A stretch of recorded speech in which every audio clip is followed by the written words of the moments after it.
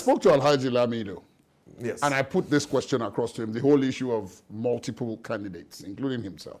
And he said, hey, we're in opposition now. In 2014, the APC was in opposition. They equally had big heavyweights who contested for the presidential primaries at the time. Senator Kwankwaso was one of them. Alhaji Atiku was one of them. General Buhari was one of them. Chief Okorocha was one of them. There were several people who ran. And that at the end of the day, a winner emerged. And the rest rallied round. Now, so why does everybody think the PDP cannot do the same? Especially now that the allure of incumbency, the power that was part of the problem in 2015 is not there. But besides that, it seems as if the roles are reversed now.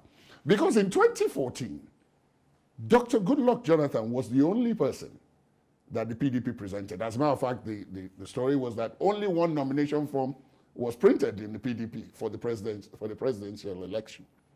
Now you're saying that now in 2018, 2019, only General Buhari. Supposing someone wants to contest the elections, as indeed a number of people have indicated interest that they want to contest. But if all the 24 governors of the party, all of you in the House of Reps, all the senators, everybody has already agreed on the president, doesn't that speak to some deficiency in the internal party democracy mechanism? The circumstances are different. And my answer will be simple and straight. How are the circumstances different? In the case different? of 2015, yes, you are dealing with an opposition party that has been in, that the core of that group has been in opposition the last 16 years of democracy. Okay. They've never tested power in the center. Okay. And so everybody that goes in there went in there with the same spirit, tied all together, and there's that purpose, there's that commitment to that cause that we really want to make history and get this thing done.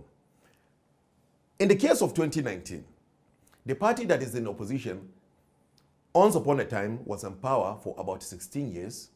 You say once upon a time. Has done a lot of damage to the country. They've fought themselves.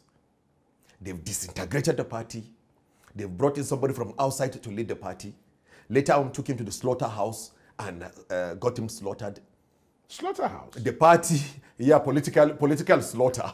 They took him, because Sheriff. The last we heard about Alhaji Modu Sheriff, he was back in the APC. So if that's the slaughter, that's why I wanted to clear the issue of the slaughterhouse. So the point I'm trying to make is that the circumstances are different. The history are different. PDP is a party that was in power and has a lot of events, offended so many people, fought themselves, and as I'm telling you, the party as of today is not united. We know PDP, we used to be there, they are our friends, we talk to them every day. The party is not united. And let me tell you something. There's no public evidence of Let me tell you, put a bet with me, mark my word. There are a lot of prominent people in PDP that will either come back to APC or will work for President Buhari. You want to put a bet with me? No, I'm not a politician. Good. And governors, for that matter. So, look, there are a lot that is happening. We're happy.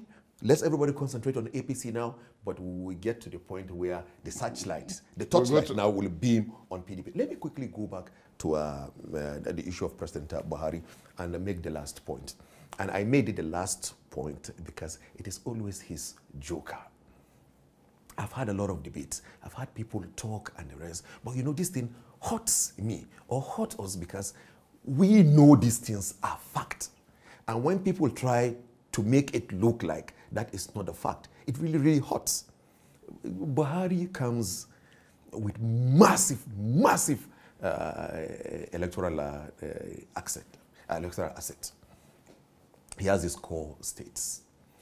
And he will still win those states. No matter the circumstances, no matter the political configuration, no matter the crisis, he has always consistently been insulated from crisis in those states. It could affect any other person in the state, but it will never affect Buhari. So Buhari has all his states. I've mentioned them. I don't want to keep repeating them. But again, for the purpose of emphasis, whoever is telling you that Buhari is going to have problem not winning Sokoto, Kebbi, Zamfara, Kano, Jigawa, Katsina, Kaduna, Yobe, Borno, Adamawa, Gombe, Bauchi, Niger, Plateau. It's Benue that the governor actually mismanaged the case of Benue. Of course, the cases of killings and the rest, which we do sympathize with those who lost their lives and the rest, and everybody keeps calling on the government to deal with the situation, etc. Even though I know we will get to that conversation, and I share with you my perspective, because what we should concentrate in is the cause of the preventive stage of such crisis, not the reactionary stage of such crisis. And the preventive stage of such crisis, clearly politicians are the ones behind the whole of this situation. Now, when you go to the southern part of the country, you have Edo. And we're going to do well in Delta. You've seen it. We have Omo Agege, Ortega, all of them, they've come back together. Then we got a new bride, Ekiti. Then I've explained to you, the Southwest don't want to take chances with 2019. Because they want to do... That Ekiti has a question mark. Listen, because they want to do extremely well so that they do not have any competitor when power goes back to the southern part of the country. So, have you heard anybody in PDP talking about the Southwest? It's a no-go area. You yourself, when you even look at that region, you know that Lagos, Oyo, Osun, Ogun, Ekiti, Ondo, is Buhari. Then the case of Rivers, the last time I spoke about it, somebody came on and said, Rivers today have 2 senators. And everybody understands what happened in Rivers in 2015. Now, with a stable Amechi and my former colleague Dakuko on ground, and the 2 senators, and striking an understanding between Abe and Amechi, I tell you this is a good news for APC, because Rivers will be in our cooler. I'm telling you. I'm sorry, I have to stop you here. It will. Please go ahead and stop. I must stop you here and get you back to my initial question, which you still haven't answered, which is, on the 3 planks on which the president campaigned, security, the economy, and the anti-corruption war. Yes. I said, what has happened on those 3 platforms that makes you think that Nigerians should vote for him again next year?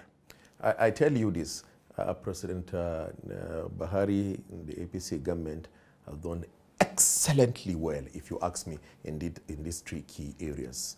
The security, economy, anti-corruption. When you take the economy, when people say, oh, the economy has gone bad and the rest, I ask them, how do you measure an economy that it's working? How do you measure an economy that you can say it's a success? How do you measure it? I can tell you something. And they keep quiet.